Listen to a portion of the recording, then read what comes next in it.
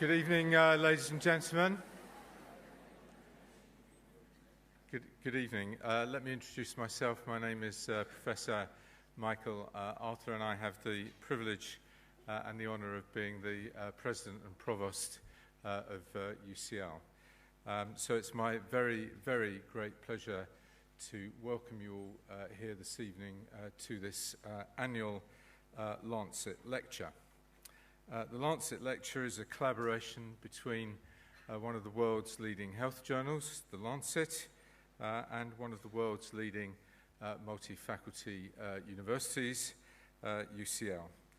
And it fits for us in the context of our interest in tackling the big global problems that the world is facing, which we do through our interdisciplinary and cross-disciplinary research activities called the Grand Challenges. And those Grand Challenges cover four main areas. Of relevance to tonight is global health, but we are also interested in human well-being, in intercultural interaction, and the fourth one is actually in sustainable cities. I think this Lancet Lecture has fast become one of the most prominent lectures that UCL stages each year, and obviously in this case jointly with the Lancet. The lecture is now in its 14th year, which is absolutely fantastic. We are very, very grateful to the Lancet for co-sponsoring the evening. The intention of this lecture is to be absolutely agenda setting and to set out the key issues at stake in global health and in that context to provide a rallying cry for action. When you look at the list of past speakers, it is really quite remarkable. And these have been individuals of the highest academic, intellectual, and political caliber. It includes two Nobel laureates, Professor Daniel Kahneman and Amartya Sen. Other speakers have included Michelle Sidibe, the Executive Director of UN AIDS, Professor Lord Robert May, former government chief science advisor and former president of the Royal Society. We've also had the Norwegian Prime Minister, Jens Stoltenberg, and last year we had an absolutely superb and memorable lecturer from Dr. Agnes Bingawayo, the Minister of Health for the Republic of Rwanda. So it's my pleasure to welcome you all to this lecture. I would now like to invite Dr. Richard Horton, the editor of The Lancet, to say a few words and to introduce our speaker. Richard. You're on.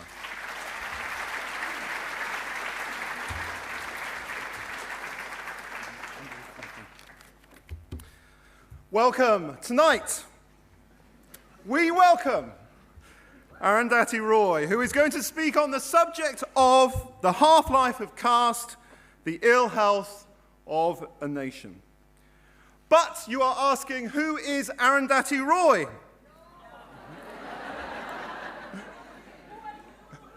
That's why you're here. Good question. But I've done a systematic review of all the available biographies, none of which have been peer-reviewed. We were peer-reviewing them just down there on the front row. So here goes. Arundhati's birthday is on November the 24th, so happy birthday for next Monday. She was born in Shillong, the capital of Meghalaya, one of the smallest states in India, and this is what I could find out. Susanna Arundhati Roy is the daughter of a Keralite Christian mother, of Syrian descent, and a Bengali Hindu father. She grew up in Kerala, attending a boarding school. She went on to be a student of architecture in Delhi, an education that, she has said, had an important effect on the construction of her writing. She's been an actor, a screenwriter, a film critic. She's been a brave and outspoken commentator and chronicler on India's nuclear testing, its dams, its corrupt corporations, its mining industry, and even on the very essence of India itself. Her scope is global, with trenchant writing about war and the consequences of globalization. And she's been sentenced and served at least one day in prison. Just this year, she provoked outrage by criticizing Gandhi for his discrimination. For her work, she's been awarded many prizes and honors, including the Lannan Foundation's Culture of Freedom Award in 2002, the Sydney Peace Prize in 2004, and the Norman Mailer Prize for Distinguished Writing in 2011. But for those thinking of bestowing an award on Arundhati Roy, be careful. She has turned down at least one prize in her life because of who was doing the bestowing. And of course, how could I introduce her without saying that she's a Booker Prize-winning novelist? Her 1997 book, The God of Small Things, has sold well over 6 million copies, rather more, I have to admit, than the circulation of a certain journal I work for. And she is with us this evening at a moment when India, if one listens to its politicians, seems to have entered an entirely new era. Yesterday, on a visit to Fiji, the Times of India reported that India's new Prime Minister Narendra Modi, who won his landslide election victory only in May this year, said that India intended to play the part of, his word, teacher to the world. India, Prime Minister Modi said, would use the strength of its democracy and its demographic dividend, its young population, to benefit humankind. In a world that was now living in an age of knowledge, he went on, India has an especially important part to play. Now, to outsiders like myself, this seems a very hopeful message. So Prime Minister Modi, if he was here, and he's very welcome, might raise an eyebrow this evening if he was indeed with us. A discussion about the ill health of a nation sits perhaps in some discomfort next to his proposition that India is poised to offer solutions to a world that he says needs India's energy and innovation. But I think Arundhati Roy would welcome this discomfort. The titles of her essays and books signify her intent. The End of Imagination, The Greater Common Good, The Algebra of Infinite Justice, War Talk, The Shape of the Beast, Broken Republic, or Field Notes on Democracy. She once said, each time I step out, I hear the snicker-snack of knives being sharpened, but that's good. It keeps me sharp. Arundhati Roy, we are delighted you accepted our invitation to join us this evening. You are our very welcome guest. Please give your warm appreciation for Arundhati Roy.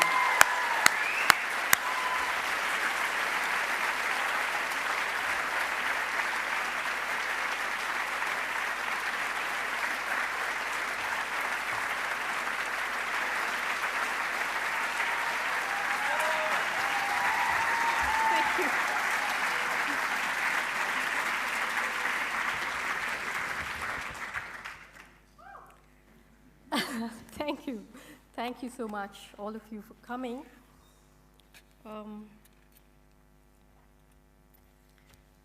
See, I think I might have pulled off a little scam here by this title, which makes the lecture sound more medical than it's going to be. But obviously, I'm using the word ill health, the term ill health, in a much broader way than just clinically or medically, because I'm not going to be just talking about the fact that vulnerable populations in societies that are becoming increasingly unfair and unjust are obviously vulnerable to crises of public health and epidemics and malnutrition and so on.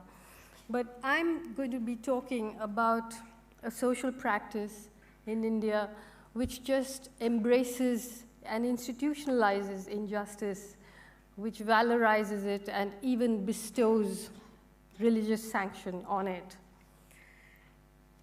India produces, as everybody knows, even people who watch movies, hundreds of thousands of doctors. but you still have we still a society where a public health worker will refuse to touch a child who's ill because they are untouchable. You go to many hospitals, especially government hospitals, you see doctors who will refuse to do a post-mortem because it's polluting to touch the corpse. So they will get the hospital sweepers who belong to the Dalit caste to actually, touch the corpse, and they'll remote control the post-mortem. So this is the society that we live in still. So this lecture is based on an essay of mine that was published earlier this year called The Doctor and the Saint. And it is, I'm going to try and tell the story of caste in India by kind of outlining the conflict between two men, one of whom you have heard of, all of you have heard of, and the other perhaps many of you have never heard of. So the doctor is Bhimrao Ramji Ambedkar, who people call Baba Sahab, and who is revered and loved almost like a deity by millions of Indians, particularly Dalits, who used to be called untouchables. And the saint, and I use this term ironically, as the saint of the status quo, is Mohandas Karamchand Gandhi, the man most of you know as Mahatma Gandhi, the great soul. Now, some of the things I'm going to say and read to you, particularly, I mean, living in India, I didn't have the nerve really to put in a lot of analysis. Most of what I have to say are direct quotations from the speeches and writing of Mahatma Gandhi. They are not analysis, they are not inferences. And I followed these writings from 1893, which is when he arrives in South Africa, to 1948, which is really the end of his life.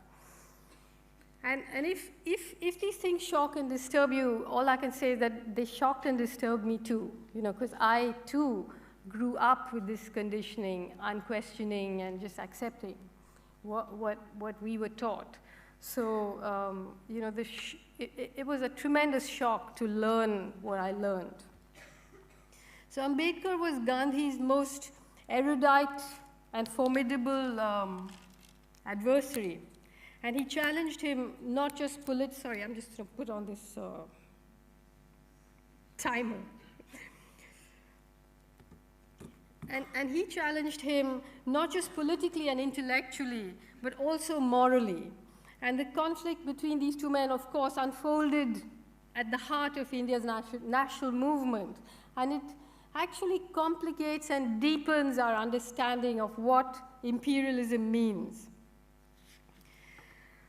Very often, the mainstream narrative of the freedom movement leaves Ambedkar out of the story, or it just valorizes him as the leader of the untouchables, just ghettoizes him, or as the writer in the Indian Constitution, but it leaves out the passion that drove him. And I suppose of all the hundreds of hagiographies of Gandhi as the single hand, the person who with a spinning wheel and armed with the spinning wheel and truth undid the British Empire, perhaps the most well-known one is Sir Richard Attenborough's film, Gandhi, which won many Oscars and which is the sort of ordinary person's guide to India's national movement. Personally, I would like a notice to go up in front of that film saying this is a work of fiction. And I would even better like that film to be remade with Sir Ben Kingsley playing this new version of Gandhi, the Gandhi that's been hidden in plain sight. A very, very disturbing version of Gandhi. Maybe he'll get another Oscar, who knows.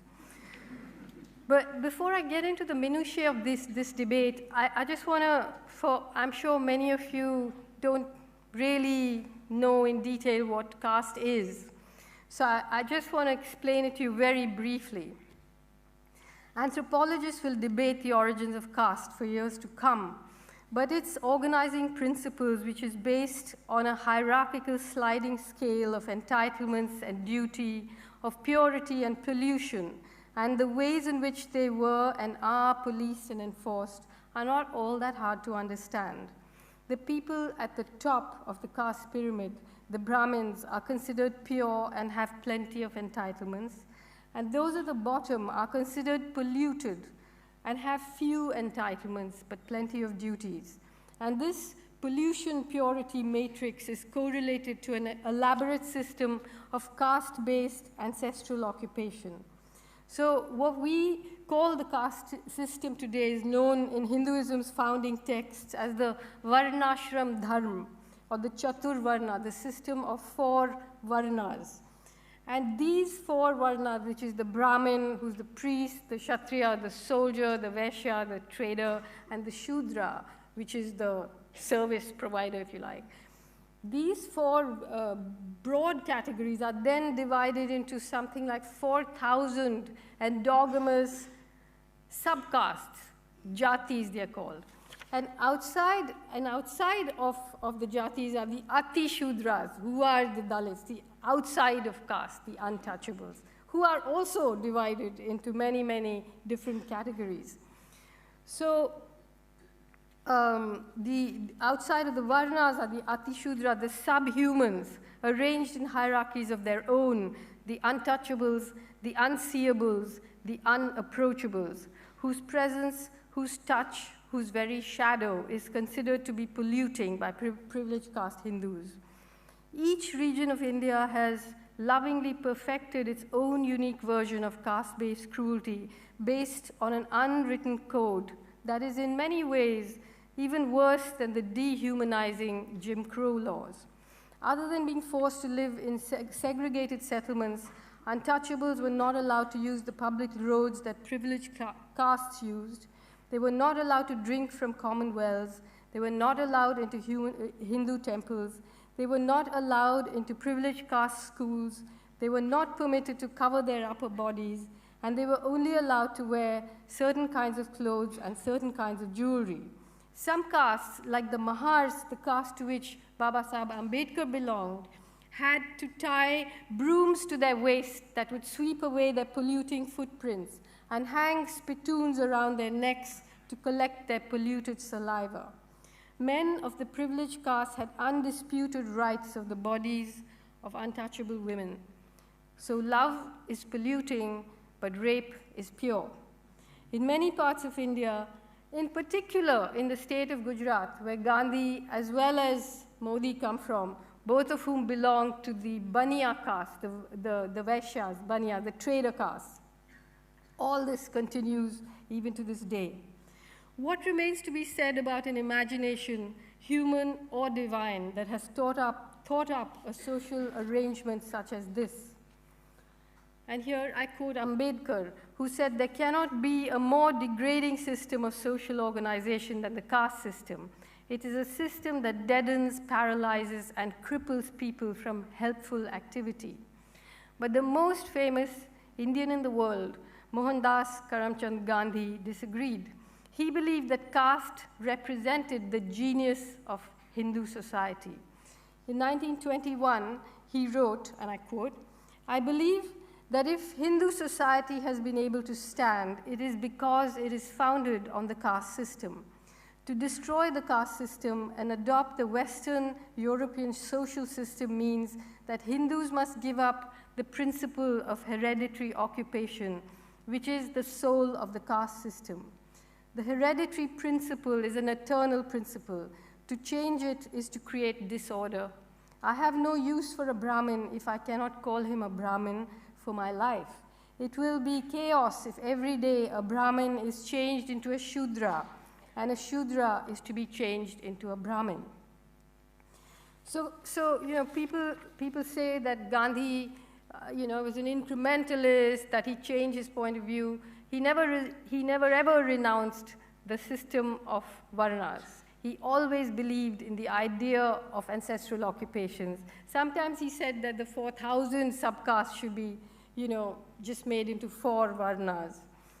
And what he did do along with many people on the Hindu right, including the RSS and people like Modi, is that they campaigned against untouchability, which is the performative and ritual end of caste. And I'll come to that in some detail as to why it was important for them to campaign against untouchability and yet believe in the structures of caste. So how is it that, other contemporary abominations like apartheid or sexism and racism and imperialism and religious fundamentalism, these things are discussed, may not be defeated, but they're certainly discussed, whereas caste is something that's just been invisibilized by everybody. And why should that be? How is it that it has just passed underneath the radar? How has it managed to escape scrutiny? And how is it that one of its most ardent supporters has come to be seen as a saint of the modern world, a sort of modern-day Christ? Maybe because caste is associated with Hinduism, mysticism, yoga, the Beatles, vegetarianism, things that are seen as kind and good and hippie and so on. And maybe because, unlike, say, apartheid or race, caste was never color-coded. It's not formally color-coded, so it's not even easy for outsiders to see. And even today in India, caste has very many buoyant admirers, many of them Gandhians, who believe it's a sort of social glue that helps Indian society to survive, as Gandhi said. Caste is not the same as race, but casteism and racism are both forms of discrimination that target people because of their descent. And supporting caste is like supporting racism or supporting apartheid. And the other reason that caste has managed to pass under the radar is because many progressive intellectuals in India, particularly left-leaning intellectuals, have been unable to deal with the idea of caste because it just doesn't fit into the Marxist, the reductive Marxist framework. So they can say caste is class or something, but caste is really the engine that drives Indian society. So you cannot ignore it. And yet, this erasure, this project of unseeing is sometimes a conscious political act by progressive intellectuals, and sometimes comes from a place of such rarefied privilege that caste has not been stumbled upon, not even in the dark, and is presumed to have been eradicated like smallpox. Now, actually, the opposite is true. I could actually spend this entire lecture giving you the facts and figures of contemporary caste and how it's practiced. I'm just going to whiz through that part because you can read it. I don't want to just throw numbers at you. But in contemporary India, caste has actually been entrenched and modernized. A recent survey tells you that less than 5% of marriages in India are across caste. And within those marriages, even if you live in a city like Delhi, you will read almost every day about families beheading their own children for marrying, across caste. India's free market-friendly democracy, in which 100 people own more wealth than 25% of the GDP, has entrenched and modernized caste. The trading caste, that's Gandhi's caste, the Baniya caste, who's just less than 2% of the population, actually controls the economy, big business as well as small. So if you look at the big corporations, whether it's Reliance, whether it's Mittals, whether it's Sanghvis, the Ruya brothers, Birlas, Jindals, Adanis, Mittals, they are all Baniyas. They all belong to this trading caste. So it's really fascinating. People say, India and China, economic giants, but the Indian economy is controlled by Baniyas who are not manufacturers. They are traders. So they are, so the Indian economy is a very extractive one, where people are trying to sell what they don't have to buy, minerals from under the forest floor and things like that, So it has a lot to do with caste, also the character of the economy. Now, those are the big corporations. And then at the bottom, you have almost all of India, the small farmers, the Adivasis, the tribal people caught in rural debt. Those are also mostly Baniyas, Marwadis, who control the small economy as well. Now, so you have the corporations, and then you have the media. And if you look at the media, who owns the media? You look at the Times of India, the big, let's say the big newspapers, Times of India, Hindustan Times, Times Now, Indian Express, The Hindu, all owned by other Brahmins or Baniyas. Dainik Jagran, which has a circulation of 55 million, Hindi newspaper. Dainik Bhaskar, perhaps the most influential Hindi daily with a 17.5 million circulation, again owned by Baniyas. Mukesh Ambani of Reliance owns 27 national news channels. So you see the control, the economy and the media. And who runs the media? Studies have shown, again, it's dominated by Brahmins, basically. And who are only less than 5% of the population? Baniyas are 2% of the population, but they control the entire economy. The Brahmins run the judiciary, the bureaucracy, the academia, publishing, journalists. You will not find a Dalit journalist in mainstream media. Meanwhile, the Dalits are 90% of them landless. You know, all the debates on caste about affirmative action in India, where you had privileged caste people immolating themselves, talking about merit, saying there should not be affirmative action. But only 2% of Dalits are even eligible for affirmative action because of the educational qualifications. You know, so all the oxygen on the debates on caste is taken up with this, when it actually only applies to 2% of the Dalit population. But the only place where you will find 90% of the people employed are Dalits are in the municipalities, the sweepers, the cleaners. These still continue to be Dalits. You all must have heard of the Delhi gang rape and murder that took place in 2012. Huge protests, the whole world was outraged. Nobody thought that same year 1,500 Dalit women were raped by touchable men. It doesn't matter, it doesn't count, it's not in the radar. 651 Dalits were lynched and killed in 2012.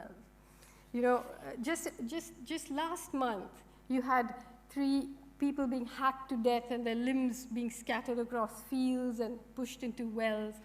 But you know, since India is now open for business, these things don't really matter, do they? For the untouchables, Ambedkar said, Hinduism is a chamber of horrors. So the Doctor and the Saint was actually an introduction written to the annotated edition of Annihilation of Caste, which was a text Ambedkar wrote in 1936. He was invited to speak at a sort of Hindu reformist conference in Lahore. And when they asked him for this text in advance, and when they read that he was planning to use the platform to denounce Hinduism and to tell Dalit people to convert to any other religion, to escape the stigma of caste, they disinvited him. So he published the text himself. It was, you know, it remains a sort of underground classic because it's still not available in bookshops, this text, this incredible, liberating, furious text. But who took it upon himself to reply to Ambedkar's Annihilation of Caste but Mahatma Gandhi? So when I started, you know, reading this debate, I began to sort of follow the thread of the debate on caste and the things Gandhi had said about caste backwards into, you know, the time he arrived in South Africa. And what I discovered was something so deeply disturbing. You know, I have been criticized a lot for talking about Gandhi so much when I'm introducing a text of Ambedkar. But I believe that unless you dismantle this absolutely false myth that has been placed before us, we're never going to be able to apply our minds to what is really going on here. So often this debate between Gandhi and Ambedkar is seen as a debate between tradition and modernity. Gandhi, in a way, was prophetic in his understanding of the cataclysm of modernity, So he looks back to this mythic past where he says everything was so wonderful. And just like Modi is saying, in 1909, in Gandhi in Hind Swaraj says, nobody can teach India anything. It is the mother of all civilizations, and so on. And Ambedkar, so disgusted with the past, embraced Western liberalism as a way out of the morass of this kind of injustice, and he failed to see the seed of cataclysm in that.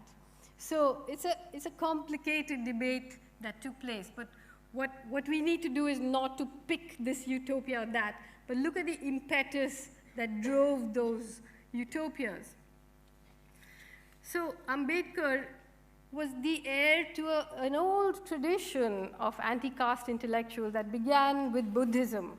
Of course, I could go through the names of all those intellectuals and poets that were part of that tradition, but I just want to read out a laundry list to you. But he inherited the mantle of Kabir and Ravidas and Tukaram, most importantly Jyotiba Phule, an incredible man who few people have heard of outside of India, in fact, even outside of the Dalit community. But Gandhi, too, was an inheritor of a tradition of privileged caste reformers who, at that time, had begun to campaign against untouchability because there was a big panic, and I'll explain to you why, about the fact that previously, for centuries before that, untouchable people had been converting in their millions to Islam, to Christianity, to Sikhism, to escape the stigma of caste. But then, at the turn of the century, between the 19th century and the 20th century, suddenly the idea of empire turned into the idea of the nation state with all its politics of representation. It wasn't enough for you to ride a horse to Delhi and say, you are the emperor now. So then the whole question of demography became important. Who represents whom? The Sikhs, the Muslims, the untouchable, the upper caste, the farmer.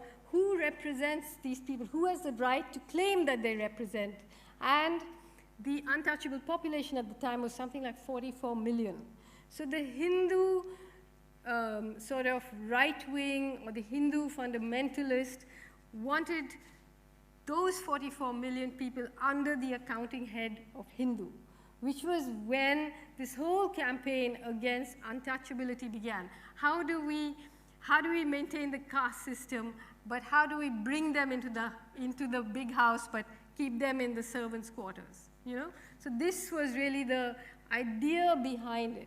And it was very interesting because even today you have the big debate between secularists and the right wing now about the past and about how Islam desecrated temples and destroyed idols and murdered people, and the secularists trying to minimize that. Whereas, say, someone like Jyotiba Phule, he says, thank God they did. Thank God they destroyed the temples, and thank God they invited us to dine with them. Thank God they invited us to be equals with them. So this just puts a completely different spin on the debate about these things anyway. But of course, while this was happening, there was another more lethal mix, which was that the British, who had given themselves the sort of imperial mandate to rule over all these people, suddenly began to ask these very mischievous questions. I mean, coming from them, it was pretty mischievous. But then, even mischievous questions had to have answers, how does the Congress, which is only privileged caste Brahmin Hindus, claim to represent the Muslims, the Hindus, the Sikhs, and so on. And Ambedkar, in Annihilation of Caste, writes about the fact that before the Mughals came, the people who call themselves Hindus today would never call themselves Hindus. They only refer to themselves in their caste name. You know, that was what was forefronted. And it was the Mughals who called them Hindus, the people who live east of the Indus. The British called them Hindus. But Hindus never called themselves Hindus until this whole anxiety about demography started. And then you began to hear about Hindus not as a religion, but as a race, the Hindu nation, and then Hindutva, which was the phrase coined by V.D. Savarkar, who's a great icon of the Hindu right now, and who was also one of the accused in the assassination of Gandhi. So here you had this whole mix of who represents whom, who can claim to be a leader. You know, as the Indian nation was marked out, it began the struggle against the British Empire. The British actually drew the map, and then the map began to fight back and to disintegrate as it fought back. And so who was the person that stepped into the breach to say that I, in my own person, represent everybody? That person was Mahatma Gandhi.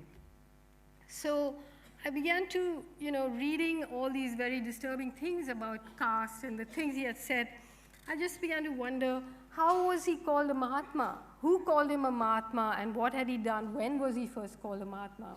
And it turned out that he was called a Mahatma in 1915, which was the year that he came back from South Africa. And I began to think, so what did he do in South Africa to earn that title? And then, you go back another 20 years to 1893 when he arrived in South Africa, and the disturbing role that he played there just becomes really, really hard to understand how we could all have been fed on this story.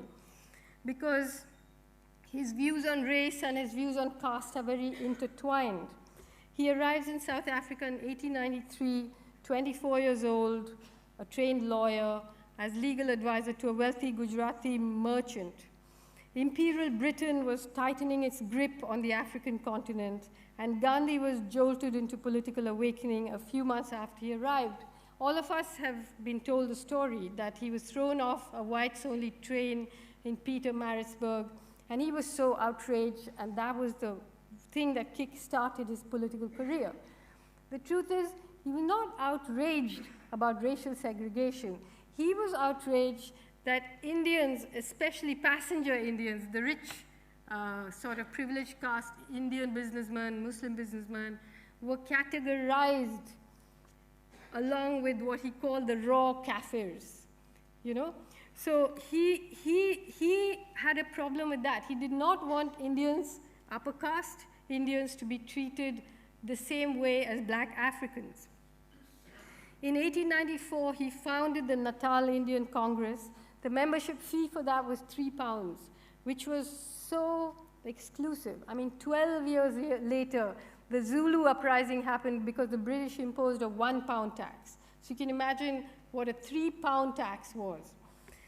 But the first political victory of the Natal Indian Congress came in 1895 with the solution to the problem of the Durban post office. And you know what that was? That was that they fought for a third entrance to be opened to the Durban post office so that Indians and blacks would not have to share the same entrance. So that was the first great victory. In an open letter to the Legislative Assembly, Gandhi says that both Indians and the English, quote, spring from common stock called the Indo-Aryan. And he says that the Indian is being dragged down to the position of the raw Kafir. This is a quote. So there were two kinds of Indians in South Africa, the passenger Indians and the indentured labor, who were mostly subordinate castes, very poor people, almost like slaves. And he always, Gandhi went out of his way to make a difference between the passenger Indians and the indentured Indians. So here I'm quoting what he says about the indentured Indians. Whether they are Hindus or Mohammedans, they are absolutely without any moral or religious instruction worthy of the name. They have not learned enough to educate themselves without any outside help. Placed thus, they are apt to yield to the slightest temptation to tell a lie. After some time, lying with them becomes a habit and a disease. They would lie without any reason, without any prospect of bettering themselves materially, indeed without knowing what they are doing. They reach a stage in life when their moral faculties have completely collapsed owing to neglect. So this was the separation that he made. And then in 1899, he, as we know, collaborated with the British in the Boer War, because, diamonds had been discovered, minerals had been discovered. So the British went to war. It was a very, very brutal war. Gandhi actually petitioned the British to allow them to carry arms, but that was turned down, and he ended up just being a stretcher bearer. In fact, there's a book coming out soon called The Stretcher Bearer of Empire, which I recommend that you all read. And so a lot of Indians and Africans were dragooned into the war, but Gandhi actually volunteered. And after the war was over, the British rewarded the Indian and African soldiers with a piece of the Queen's chocolate. And Gandhi actually wrote to them saying, "Can the volunteers have some chocolate too?" And they said no. Then in 1906 came the Bambata Uprising, the Zulu Uprising, and once again, Gandhi collaborated with the British. It was a brutal putting down. Many Zulus were massacred. And Gandhi, he says in his paper, Indian Opinion, "What is our duty during these calamitous times in the colony? It is not for us to say whether the revolt of the Kafirs is justified or not. We are in Natal by virtue of British power. Our very existence depends on it. It is therefore our duty to render whatever help we can." And so he again offers to bear arms. Again, it's turned down. So again, it's the stretcher bearer thing. And only months after that uprising was put down in 1906, the British passed the Transvaal Asiatic Law. Basically, they did not want Indian merchants to go into the Transvaal and compete with them. So it was a way of keeping Indian merchants out. And that is the time when Gandhi came into his own and began the huge protests where people burnt their passes. And Gandhi, the man who could not bear to use the same post office entrance as a black person, was now in prison with, quote unquote, Kafirs. And here is what he says: "We were all prepared for hardships, but not quite for this experience. We could understand not being classed with the whites, but to be placed on the same level with the natives seemed to be too much to put up with. I then felt that Indians had not launched our passive resistance too soon. Here was further proof that the obnoxious law was meant to emasculate Indians. Apart from whether or not this implies degradation, I must say it's rather dangerous. Kafirs, as a rule, are rather uncivilized. The convicts even more so. They are troublesome and dirty and live like animals." And then there became a huge campaign of how Indians must have separate prisons, separate food, separate blankets, separate toilets. And while this agitation was going on, he was also developing the tools of satyagraha on Tolstoy Farm, which is a fruit farm given to him by this German friend of his, Kallenbach. And there he began his experiments with, purity and pollution and semen retention and all of that. And it was an inversion of caste. It was all about pollution and purity. Gandhi always said that he wanted to live like the poorest of the poor. But the question is, can poverty be simulated? Poverty, after all, is not just a question of having no money or no possessions. It's about having no power. And as a politician, it was Gandhi's business to accumulate power, which he did effectively. Satyagraha wouldn't have worked even as much as it did if it wasn't for his star power. If you are powerful, you can live simply, but you cannot be poor. The irony is that while Gandhi was performing the rituals of poverty in Tolstoy farm, he was not questioning the accumulation of capital or the unequal distribution of wealth. He was not holding out for improved working conditions for the indentured or for the return of land to those it had been stolen from. He was fighting for Indian merchants' rights to expand their business into the Transvaal and compete with British merchants. So this is the 20 years in South Africa. It is only the last year, in 1913, that he steps out to join the workers' strikes, the coal miners' strikes, and so on, very quickly compromises with Jan Smuts and leaves South Africa.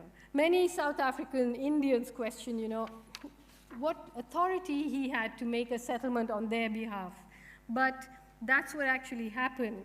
And he left. But meanwhile, Charlie Andrews had arrived and started calling him the living Christ.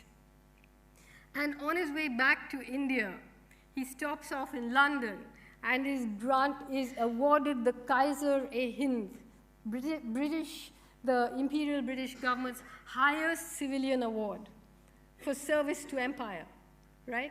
And then he arrives in India as the Mahatma who fought racism and who fought the empire and so on, greeted on arrival by the Birlas, one of the biggest mill owners in India, and financed by them for the rest of his life.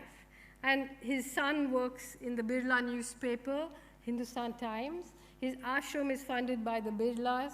He comes up with this doctrine of trusteeship, where he says the rich man must remain in possession of his wealth, but he must use it as charity, to do good works, like the beginnings of corporate social responsibility. So in some ways, the fact is that he was perhaps the first corporate-sponsored NGO, the beginning of that. And then the mill owners are asking, there's worker trouble happening. The mill owners have made a lot of money during the war, but there are lightning strikes and so on. Gandhi comes in to negotiate. He actually forms these kind of worker organizations where he refuses to allow workers to represent themselves. He says, only I will represent you. And if you see the writing about workers, again, it's like the writing about the indentured, the writing about Africans in South Africa. So the Mahatma who promoted homespun khadi and the wooden charkha was sponsored by a mill owner. The man who raged against the machine was kept afloat by industrialists. It was the precursor to the phenomenon of the corporate-sponsored NGO. But by then, now you're coming up to around 1921 with the first non-cooperation movement. And meanwhile, abroad, perhaps because of the violence of the war, Gandhi is being valorized as Christ, actually, in the community church in New York, in a sermon called "Who is the Greatest Man in the World?"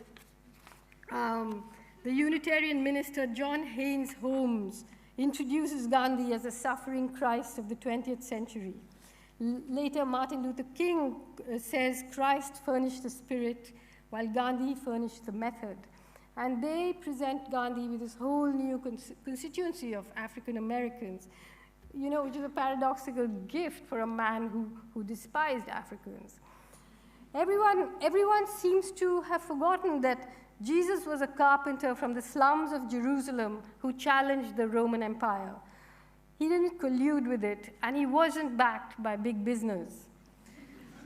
So this was the saint who Dr. Ambedkar, born on the 14th of April, 1891, into an untouchable Mahar family, presumed to argue with. It was a fascinating conflict. And obviously, I can't, tell you all the details. But to begin with, Ambedkar didn't have to go all the way to South Africa to experience outrage at discrimination. He went to a school thanks to British legislation, he was allowed to go to a school where he was made to sit on a gunny sack in the corner of the classroom because he would pollute his other classmates in this little town called Satarad, which is where he grew up. And then the family moved to Bombay in 1897, and Ambedkar was an excellent student and won a scholarship from an anti-Brahmin campaigner, the Maharaja of Baroda, to go to Columbia to study economics. And so in 1913, when Gandhi comes back to India, Ambedkar is going to Columbia. And the remarkable thing is that while Gandhi's shedding his Western suit for a loincloth, Ambedkar, who was actually meant to only wear loincloths, he's putting on a suit and going to Columbia. And which was the more radical of these two acts, is up for questions. And it was there that Ambedkar, at the age of 25, wrote this brilliant paper called Castes in India, Their Mechanism, Genesis, and Development, in which he argued that caste could not be equated with either race or class, but was a unique social category in itself, an enclosed, endogamous class. And then he studied economics, then he came to London, to LSE, and then at the Gray's Inn, he became a lawyer. And in 1917, Ambedkar returns to Baroda, where, in order to repay his scholarship, he goes to work in the Maharaja's offices. And he's not greeted by any industrialists, of course, but by the thorny embrace of the caste system, where the clerks roll up the carpet so that he doesn't pollute the carpet as he walks in. They throw the files at him so that they don't pollute themselves by touching it. He looks for accommodation and finds none. No Hindu, no Muslim, no Parsi will allow him to stay or give him rooms. He just can't survive in Baroda, so he returns to Bombay. And this is now 1917, when this whole anxiety about demography I was talking about is at its peak. And the Congress has passed this anti-Untouchability manifesto, but he knows, Ambedkar knows, Annie Besant, one of the founders of the Congress Party, has written the most despicable things about caste just a few years earlier. So Ambedkar sort of sees through this maneuvering as a way of trying to control people. And he realizes that the only way out of this quagmire is to develop a way in which Dalits could form a political constituency of their own, a representation of their own. And he begins to develop the ideas of representation. Because Ambedkar believed it wasn't just the stigma, the purity and pollution around untouchability, but caste itself that had to be dismantled. The practice of untouchability, cruel as it was, the broom tied to the waist, the pot hung around the neck, were the performative ritualistic end of the practice of caste. The real violence was the denial of entitlement to land, to wealth, to knowledge, to equal opportunity. How can such a system of immutable hierarchy be maintained? How do landlords force laborers, generation after generation, to toil night and day on subsistence wages? Why would an untouchable laborer who's not allowed to even dream of being a landowner one day put his or her life at risk at the landlord's disposal to plow the land, sow the seed, and harvest the crop, if it were not out of the sheer terror of punishment that awaits the wayward? How were African slaves forced to work on American cotton fields? By being flogged, lynched, hung from trees for others to be afraid. Why are the murders of insubordinate Dalits even today never simply murders but ritual slaughter? Why are they always burned alive, raped, dismembered, and paraded naked?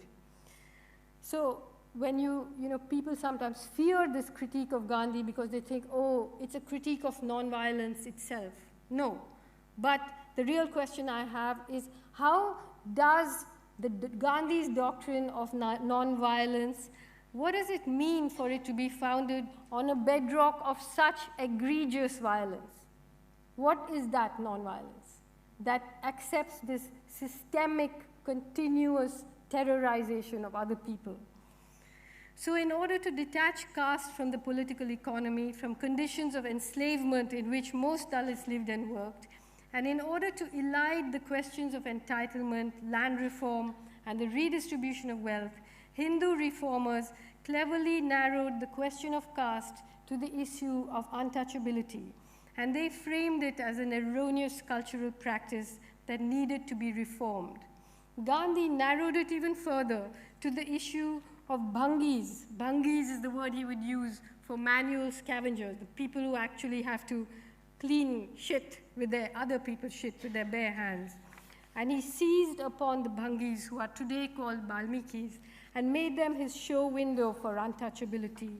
Upon them he performed his missionary acts of goodness and charity, and he preached to them how they should love and hold on to their heritage. In 1925, he says, I quote, "If at all I seek any position, it is that of the bhangi. Cleaning of dirt is sacred work which can be done by a Brahmin as well as a bhangi, the former doing it with and the latter without the knowledge of His Holiness." So the Brahmin must clean the soul and the bhangi must clean the body. And the question is, how, other cultures all over the world have dealt with the issue of disposing shit without making such a song and dance about it. Please. So, witness to all of this, Ambedkar realized that the problem of caste would only be further entrenched unless they were able to formulate a way in which to represent themselves. And this is what he began to work on. Now, all of us have heard of the Great Salt Satyagraha, right? In 1930, when Gandhi led thousands of people to the sea to make salt and break the British salt tax laws. That was an incredible piece of political theater. I'm a fan of the Salt Satyagraha, but what none of us, or very few of us, know is that 3 years before that, Ambedkar led the Mahad Satyagraha, where he led 10,000 untouchables through the town of Mahad to drink water at a public tank. They were, of course, beaten and dispersed, and then the Brahmins purified the tank by pouring cow dung into it. But Gandhi never supported that, water satyagraha, never supported it.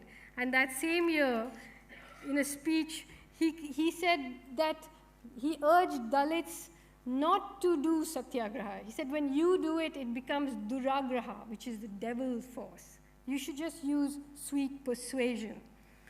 And so between salt and water, we have this huge toxic universe and huge silences. Then what I can't, of course, get into here because there isn't time is Ambedkar's very unfortunate experiences with the communists. You would have imagined that he would drift to the left movement, which had just started. The Indian Communist Party had been set up in 1925. But sadly, the Communist Party, maybe because they were people of the book, all the leaders were mostly Brahmins. And so, there was a big mill worker strike where Ambedkar and this, one of the main ideologues of the Communist Party, Dange, were organizing together. And Ambedkar said that in the mills, Dalits are only allowed to work in the spinning department, the lower paid spinning department, because in the weaving department, you have to keep the thread in the mouth, and that, they say, will pollute the textile.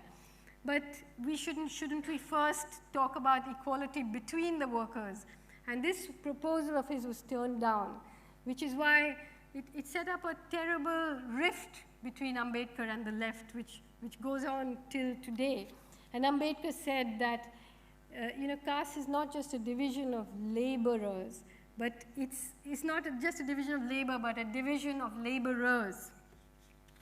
And the first major confrontation, face-to-face, between Ambedkar and Gandhi happened here in London in 1931 at the second Roundtable Conference. The first conference had been boycotted by the Congress Party and Gandhi, but Ambedkar and other people who had been invited had developed a very, they had been called to develop a constitution for self-rule. And the untouchable, I'm using this word untouchable because he uses it, and he developed a very interesting way of making Dalits a political community. Because, see, they are just scattered on the edges of villages. So geographically, they can never form a constituency. So he said they should have their own representation, and then they should also vote in the main election. So they had a double vote that would last for 20 years until they developed themselves into a constituency. And when Gandhi arrived at the second roundtable conference, he was infuriated by this. He said the Muslims can have it, the Sikhs can have it, the Christians can have it, but the untouchables will not have it. He said, in my body, in my person, I represent the untouchables. And when he first met Ambedkar, he thought this was some arrogant young Brahmin, And he sort of questioned him about why was he criticizing the Congress, which amounted to a criticism of the homeland. And Ambedkar gave a very poignant reply, and he said, Gandhiji, I have no homeland. No untouchable worth the name would be proud of this land. But there were many debates. It was a raging fight in 1931, and Gandhi finally just threatened them. He said, if you grant the untouchable people a separate constituency, I will fight it with my life. And having delivered this threat, he returned by boat. On the way, he dropped in on Mussolini and then went back home. He did. He said he was very pleased with Mussolini. He said he was doing good work. And then a year later, Ramsay MacDonald awarded the Communal Award, and they actually did agree to Ambedkar's proposal of having a separate constituency for Dalits. Gandhi's response to this was to go on an indefinite hunger strike in the Yerawada prison where he was in jail at that moment. And he began his fast from the prison. The country spun like a top. Public statements were issued, petitions signed, prayers offered, meetings held, and it was a preposterous situation. Privileged caste Hindus who segregated themselves from untouchables in every possible way, who deemed them unworthy of human association, who shunned their very touch, who wanted separate food, water, schools, roads, temples, and wells, now said India would be balkanized if untouchables had a separate electorate. And Gandhi, who believed so fervently and so vocally in a system that upheld that separation, was starving himself to death to deny untouchables a separate electorate. And Ambedkar believed that this was the core of things, that people had to be able to represent themselves. And Gandhi believed on no account must they be allowed to represent themselves. So the gist of it was that the caste Hindus wanted the power to close the door on untouchables, but on no account could untouchables be given the power to close the door on themselves, because the masters knew that choice was power. As the frenzy mounted, Ambedkar became the villain, the traitor, the man who wanted to divide India, the man who was trying to kill Gandhi. Political heavyweights, Rabindranath Tagore, Nehru, Rajgopalachari, all of them weighed in on Gandhi's side. Lots of untouchable leaders too, because they thought if Gandhi dies, the community will be lynched and burnt and so on. What could Ambedkar do? He tried to hold out, but he didn't stand a chance. And after the first 4 days of this fast, he visited Gandhi in prison and signed the Pune Pact. Now this was a really terrible moment for the Dalit movement, and they continue to pay the price today, And basically what they agreed was that there would be reserved constituencies for Dalits, which means that they would be picked. So it was a sort of, the Uncle Toms would be picked, the suitable candidates, the obedient people would be picked. And interestingly, the people who signed the Pune Pact was Birla, Madan Mohan Malviya, the founder of the Hindu Mahasabha, and Savarkar, the originator of the idea of Hindutva, beloved among the Hindu fascists of today. When he recovered from the trauma, Ambedkar said, there was nothing noble in the fast. It was a vile and wicked act. And yet, you know, perhaps the most widely read biography of Gandhi, of Louis Fisher's, on which the Attenborough film is based, says, the fast could not kill the curse of untouchability, but after the fast, untouchability forfeited public approval. The belief was destroyed. Gandhi's epic fast snapped a long chain that stretched back into antiquity. Gandhi's agony gave vicarious pain to his adorers, who knew they must not kill God's messenger on earth. It was evil to prolong his suffering. It was blessed to save him by being good to those whom he had called the children of God. So it was just completely reversed, the whole thing, you know. And after this, Gandhi starts his campaign where he first gives this patronizing name to untouchables, Harijan. Hari is a male deity in Hinduism, so the people of God that then is infantilized into the children of God. And he starts the temple entry movement, basically trying to pull them back into Hinduism. And Ambedkar, at this point, gets so disgusted. That's when he writes The Annihilation of Caste, where he says, you know, just renounce Hinduism and move on. But obviously, you know, to people who have suffered such brutality, even this missionary activity did appear like balm, you know. So while the saint is looking for a placebo, the doctor is looking for a more, you know, viable way of looking at it. But actually, it really broke the movement in many ways. And, but in 1936, when he published this very erudite, very learned piece, The Annihilation of Caste, Gandhi also wrote an essay, brilliant, 1936. It's called The Ideal Bhangi, The Ideal Scavenger. 1936, he's 68 years old. Huh?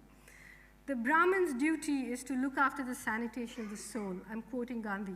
The Bhangi is that of the body of society. And yet our woe-begone Indian society has branded the Bhangi a social pariah and set him down at the bottom of the scale.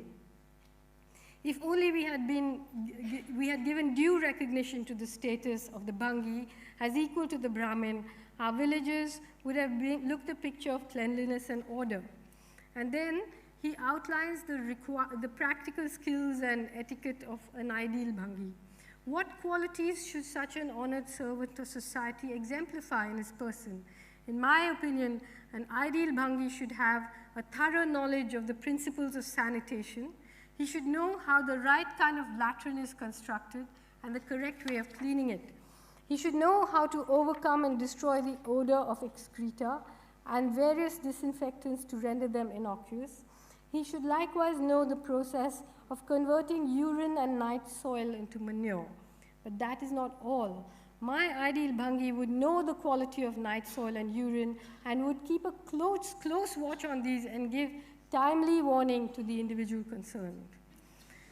And then, you know, he says, but such an ideal Bhangi, while deriving his livelihood from his occupation, would approach it as a sacred duty. In other words, he would not dream of amassing wealth out of it.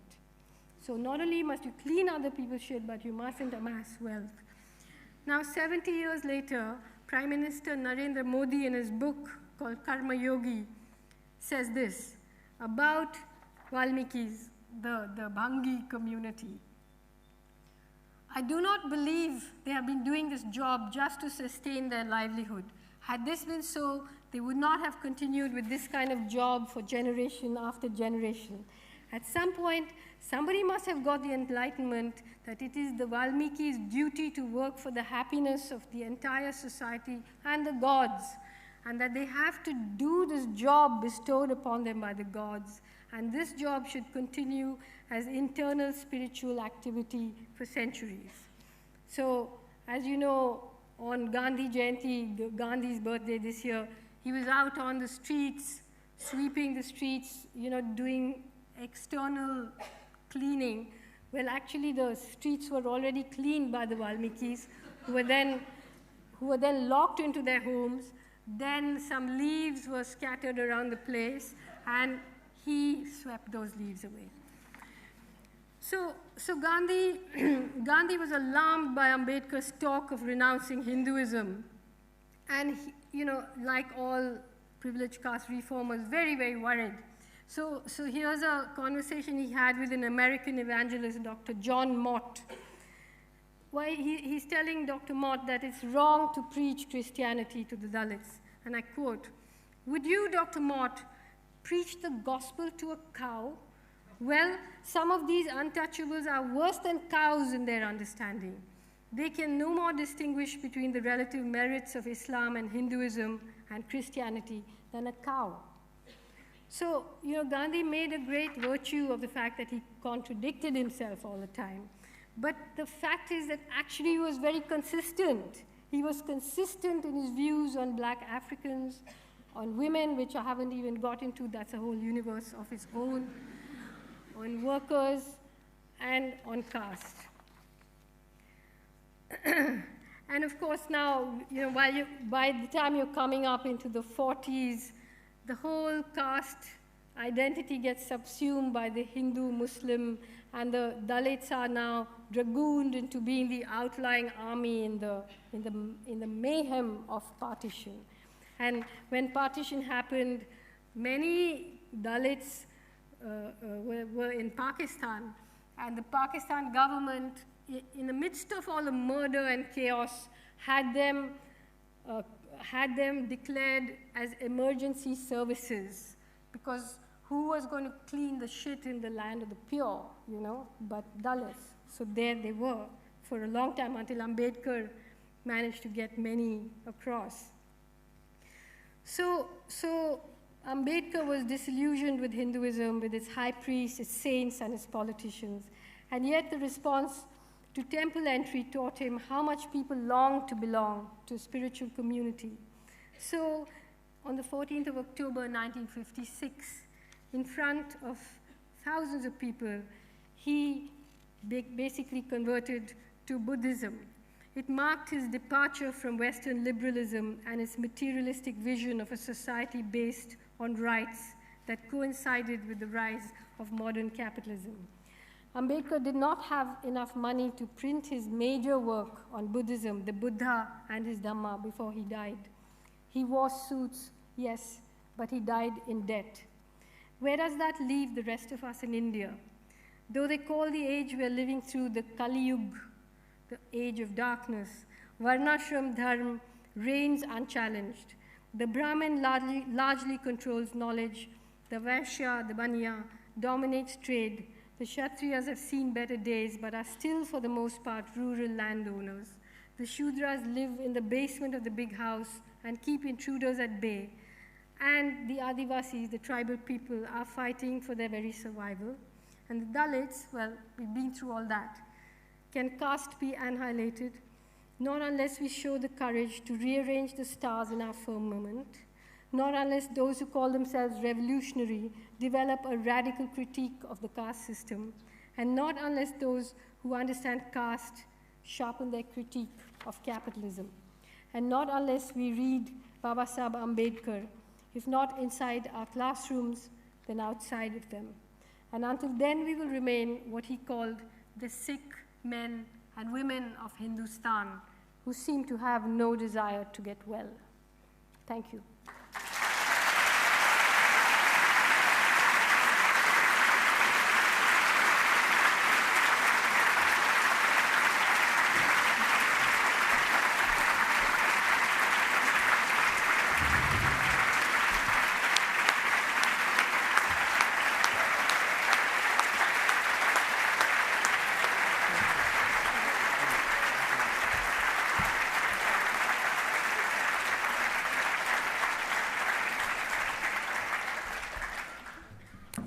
Magnificent, but disturbing.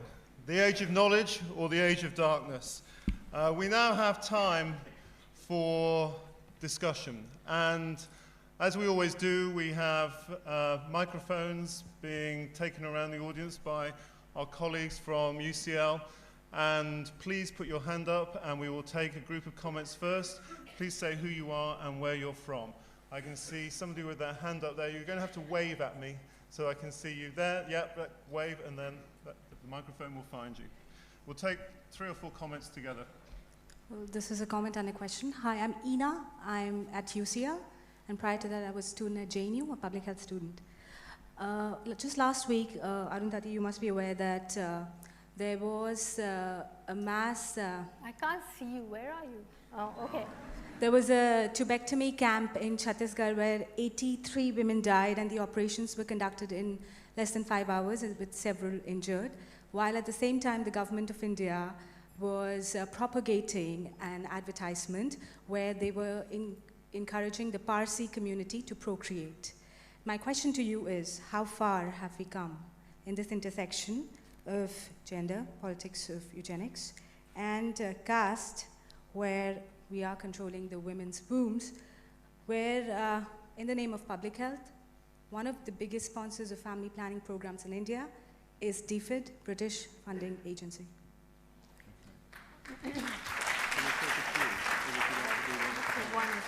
Yes, of course, please. So I think it's interesting, you know, that in 1977, when the Indira Gandhi declared an emergency, they had a big sterilization campaign, but it was the sterilization of men, and it kind of blew up in the face of the government.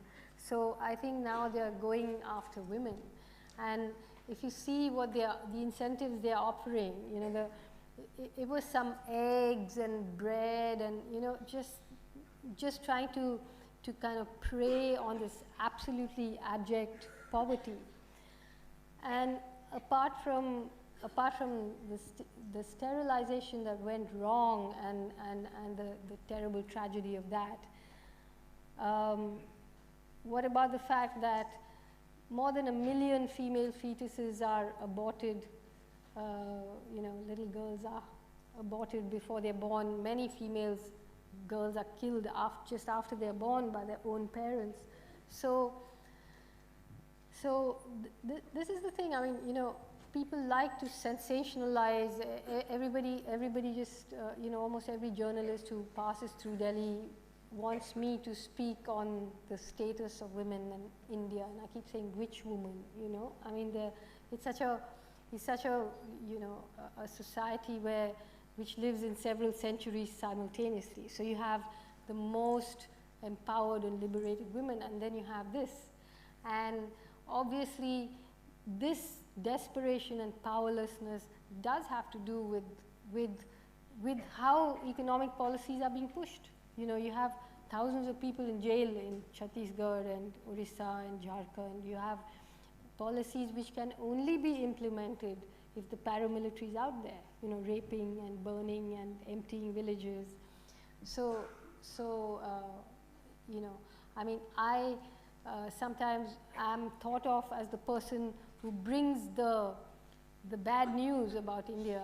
But let me say that the good news is that for years, for 15, 20 years now, I have been, you know, at the heart of resistance movements where there's such a tremendous understanding in that country of what these policies are and what they do and what they mean. You know, sometimes it's just a holding operation. They're not winning, but at least they're not just completely flummoxed by what's going on. People have understood. Question down here on the right. Hi, my name is Velu. I'm from Indian Workers Association. Thanks for your speeches, Arundhati Roy, and thanks for UCL people. That's my first question. Please say some words about the JNU professors Sai Baba arrested. Number 2, please, how to the caste system to manipulate in the Indian judicial system, please? In the? How to caste system to manipulate Indian judicial system, please? Judiciary. Well, Professor Sai Baba, who he mentions, he's not a JNU professor. He's actually a close friend of mine, and he's in jail right now. He's 90% disabled. lives in a wheelchair, but like he was one of the great mobilizers against what was known as Operation Green Hunt, where basically the paramilitary was deployed in the jungles of central India along with a vigilante force trying to chase tribal people out of their homes because those lands had been signed over to mining corporations and infrastructure companies. And when the Operation Green Hunt was announced, people like Professor Sai Baba were very much at the forefront of mobilizing against it. Now they've put they're trying to put whoever they can among these mobilizers into jail so that the action can happen without announcement.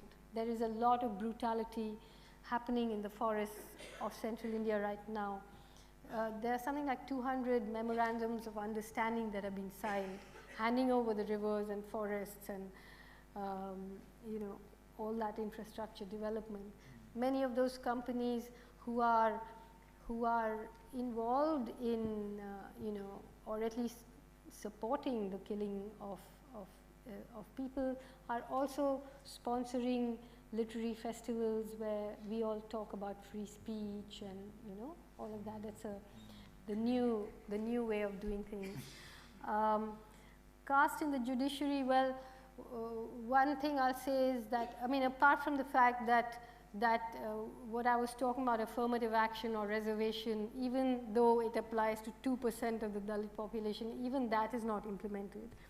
But if you see judgment after judgment after judgment, when there is a massacre, whether it's been in the 60s or whether it's now, a massacre of Dalits, and as I said, the massacre is always a performance, it's not that people just get killed, they get locked up, burnt alive, lynched, raped, all of that.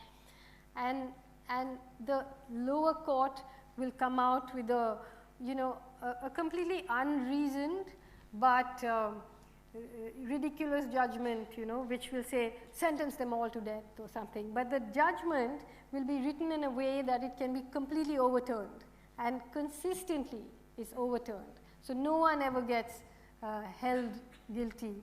For, it's far more dangerous in India to kill one person than to kill 200 people, It's better to kill a lot of people, then you always get away. There's a question up there. Yes, hold your hand up so the microphone will come to you. That's it. Keep holding. It's coming. Great. Hi. I want to... Just say who you are so we know. Oh, my name is Kavita Banot, and I'm studying at Manchester University. You say in your introduction that caste can't be annihilated unless those who call themselves revolutionary develop a radical critique of Brahminism. And what I've seen, because I've been following closely after the publication of your book, on sites such as Dalit Camera or Roundtable, there's been very important, nuanced critique that Dalits themselves have been making, which it has seemed to me that actually your book has perpetuated that kind of casteism amongst leftists in silencing those voices. They're dismissed as social Dalits, but as you point out, that if the media is dominated by upper castes, that's the only voice in which you have to, the only space you have to articulate your critique. Perhaps they are the modern day Ambedkars who are not being given a space to represent themselves and to give a voice to their own struggles. And just following the kind of defense around you seems to me to have actually just been more, they've been dismissed as essentialist, doing identity politics. It's actually just been a silencing again of their voices. Okay. In a way that actually continues upper caste. Okay. Yeah, well, there has been, the Dalit movement and the Dalit community is a very fractured community. And as I said, there was a very sharp critique of my introduction and this book that came from certain Dalit quarters, which basically said that, unless you're a Dalit, you should not be writing about Ambedkar, you know. But then there are other Dalit groups which have totally welcomed it, you know. So you can't, I mean, you can't just settle on one thing and say, oh, this is it, you know. And the debates have been there. Nobody, how have they been silenced? Not at all, you know. And I think it's a healthy and important debate, and it should take place, definitely. And yet, at the same time, I think if you, for example, read, like the publisher, the Indian publisher of this book, has spent many years annotating the text, and the annotations really open up the text, you know, because Ambedkar, for example, was somebody who knew Sanskrit. So he writes a lot of Sanskrit shlokas without translating them, and he has so many historical references which nobody knew what they were, you know, until you have an annotated version. There was a question, yes, keep your hand up and the microphone will find you. Great, thank you. Hey Arundhati, my name's Iram. I'm not a student, I'm just a fan. You gave an amazing lecture about the history of the caste system and a terrible and dark history. Just wondering if you could say something about the future of the caste system and where you think it's going. Something about what? The future of the caste system and where you think it's going to go. What would say migration and globalization, where do you think it's going? Well, I mean, migration, I think you'll find that here in England, Indians have imported the caste system and they practice it, and there is, you know, pending British legislation which isn't getting passed about it, you know. So I mean, really, I don't know how I can answer that question because it's such a deeply ingrained practice. And the only thing I can think of is that there does need to be a light shone on it, and the people who practice it need to be shamed, you know. But okay, there are lots of people who want to ask questions. It's 7 o'clock, but forget about the reception. There's a man down here. Yeah, keep waving. Thanks. I'm Barnaby Dye from the University of Oxford, and I'm interested in sort of dam building, and particularly dam building by Indians in Africa. And I know, obviously, your work on the Narmada movement, and so I wanted to ask you how much you think the continuing sort of culture of dam building in India is related to sort of the caste dynamic, and how much it's to do with the sort of modernist ideas of the state. And especially in terms of the impacts that the dam building has tended to have in terms of sort of displacement and the injustice involved in that. How much is that to do with caste, or how much is that to do with the sort of government ideology of modernity and industrialization? Dam building. Oh. Well, see, this is a very actually interesting issue, because, you know, I didn't expand on this. But there, I have written about it in the text of how while Gandhi was a traditionalist, of course, you know, he was supported by industrialists, and when those industrialists were building dams, he supported those dams. But Ambedkar actually believed in modernization, in urbanization, in dam building, and so on. But at that time, to believe in it was different from believing in it now, because you didn't know the consequences, you know, then. And if you look at, I mean, I've written at length about the movement in the Narmada Valley, and what happens is that you know, when they build dams, they make a cost benefit, but then they hide the costs, right? They don't, for example, put in the costs of drainage, which is much more than the cost of irrigation. They don't tell you exactly how many people are being affected. So they reduce those numbers. And then they For example, they say in their policy, which they never implement, that people will get land for land, but Dalits don't have land. So they don't even count as project-affected people. You know, so they get invisibilized in a way where even, I mean, often, you know, even the radical discourse in India today, the radical movements, including the Maoist movement, the anti-dam movements, are all about displacement. But the fact is that that automatically means they're about people who have land. So the landless are left out of even the radical discourse, you know, which is a great tragedy. There's a woman just there. Yeah, you've had your hand up for a little bit. I'm only going to take another couple, I'm afraid, because I'll finish at 10 past. Yeah, keep waving, keep waving. Yeah, there. Hi, I'm Sham, also just another fan. First of all, I wanted to thank you for highlighting the deep arrogance and hypocrisy of Gandhi, because I've never been a fan. And yeah, and I think it's important to highlight that he's been painted as such a patron and a saint, because in India he can be used as an example to continue to institutionalize a deep systematic oppression. And in the West they have this, you know, saint for pacifization that they can use as, oh, turn the other cheek if we're oppressing you, basically. But my question is, given that it's such an internalized concept within many Indians, what are the best steps to take to remove such a long and historic caste system? Thanks. To remove what was the last thing you said? Considering it's such a deep internalized concept in many Indians, even the untouchables, they feel like they shouldn't be touched, etc. What are the best steps to take to remove such a deep concept? Well, see, the thing is that it's not, I mean, it's true that Gandhi, I'm not the first person to critique Gandhi, you know. The left has had a critique of it, Ambedkarites have had a critique, you know, but the thing is, when you put all these separate compartments together, the picture that emerges is a bit shocking.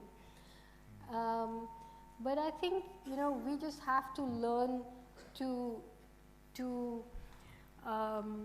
complicate the ways in which we look at things. You know, it's about time. For example, I just want to say that, you know, when people talk about nonviolent resistance, and of course, the people who like to talk about it best are the states or the establishment, you know. And a couple of years ago, I had gone into the forest and spent time with the Maoist guerrillas and local people, you know, in this battle against the corporations and the mining. And in the television studios, they were all screaming about non-violence and violence and so on. And I said, look, you tell me, if you're an Adivasi or tribal person living in a village 4 days march from the main road, and 1,000 or 800 paramilitaries surround the village and start burning it and raping the women, what form of non-violence do you advocate, you know? I mean, it needs an audience. These people don't have an audience. You can't go on a hunger strike if you're already starving, you know? So there's a certain, I mean, at some point it becomes immoral to preach to other people, you know, what to do. And while, you know, while academics or journalists or writers or students debate the ideology behind nonviolence or armed struggle and so on, quite often ordinary people just kind of cross those boundaries, you know, like illegal immigrants. They're like, we'll be a Gandhian on the street and a Maoist in the forest, you know, or whatever. It depends on the landscape. You cannot run a nonviolent agitation in the middle of the forest where you're under attack like that. Similarly, you can't have an armed struggle outside, you know, where it's just not sustainable, you know. So it's a question of tactics. And I think, you know, I mean, I think Gandhi is the saint of the status quo because he is somebody people invoke in order that things don't change. You know, he's a safety valve. And so we'll have to, I mean, many people will have to start taking another look at what went on. I'm going to take two very brief final questions. With the blue UCL t-shirt, who've been waving. There's thousands of blue UCL t-shirts, but there's one. And then down here in the second row. Hi, I'm Priyanka Goyal. I'm a student at UCL in Global Health Program. You see all the blue t-shirts here. I'm very impressed. Let me thank you first. And this is the first time I've heard you speak. And I'm very impressed to speak and hear about the courage you exhibited to talk about anti-Gandhi. It makes me wonder. It's just a comment here. No strings attached. This makes me wonder, this would issue you a fatwa if India were an Islamic state. What? A fatwa. You mean I might drive the Gandhians to violence? Just a comment.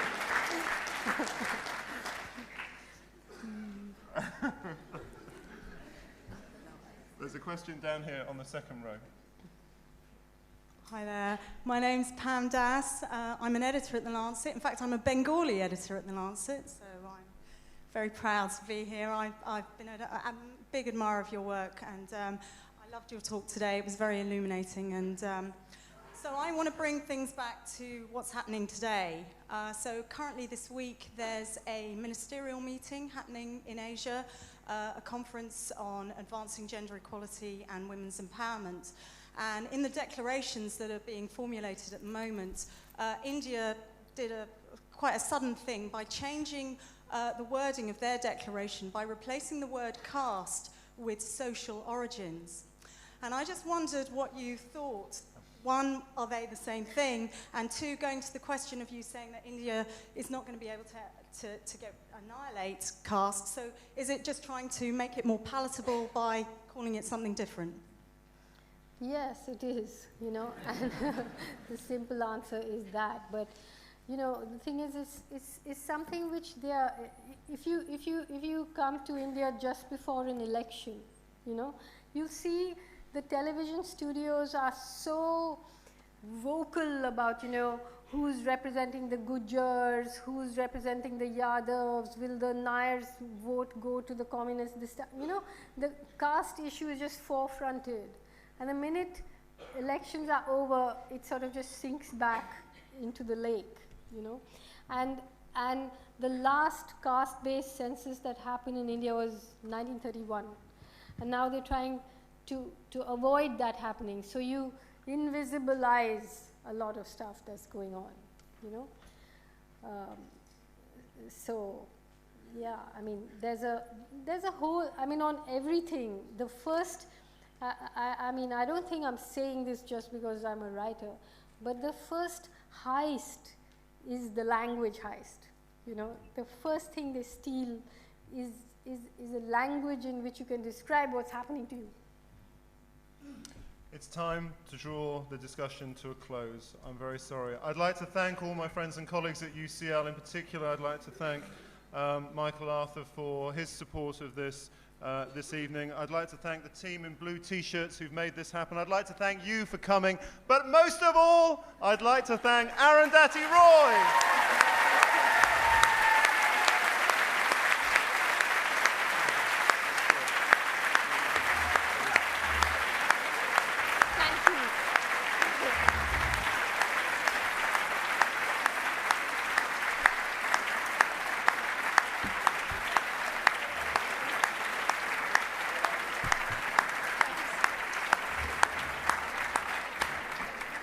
And now the reception next door.